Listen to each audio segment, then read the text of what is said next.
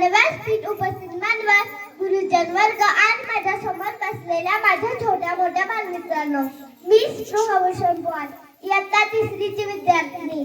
आज 15 ऑगस्ट दिनानिमित्त मी आपल्या समोर विषय मांडत आहे, माझ्या स्वप्नातील भारत.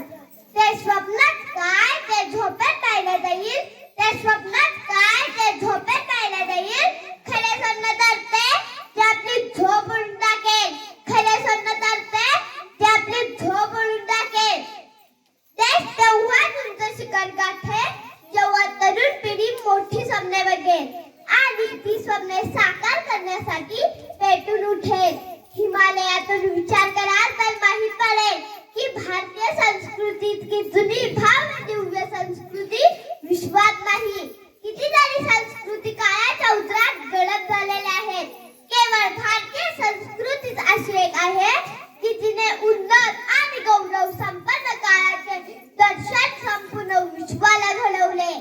हिंद देश के निवासी सभी जो रहे सहे, रंग रूप वेश भाषा चाहे अनेक है.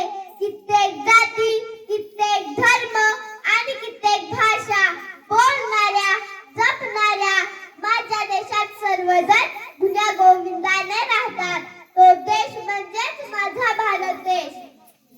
माझ्या स्वप्नातील भारतात प्रत्येक तरुण अर्जुनासारखा तेजस्वी, प्रखर मेहनती, दृढ निष्ठी आणि उत्तुंग आकाशी भरारी घेणारा असेल.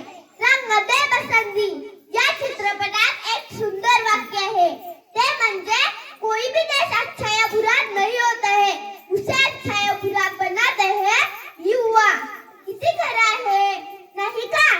देशाला गुलामगिरीतून मुक्त करण्याचे काम एका युवा पिढीने केलेले आहे. आता देशाला उच्च स्थानावर नेण्याची जबाबदारी आपली आहे.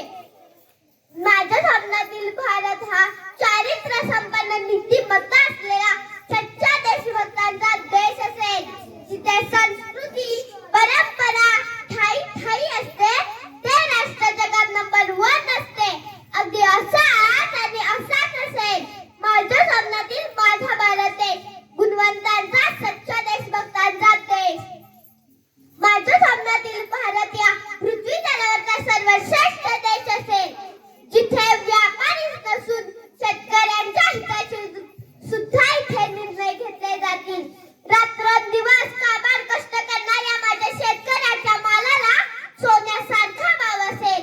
कर्जापायी एकाही शेतकऱ्याला आत्महत्या करण्याची वेळ देणार नाही.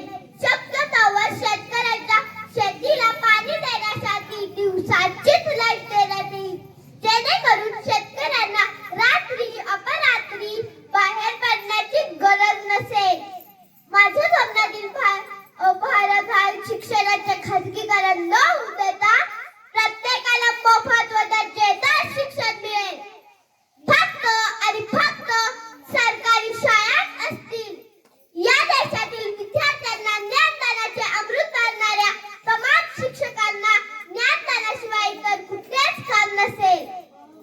त्यांना या देशातील निर्णय प्रक्रियेत भाग घेता येईल.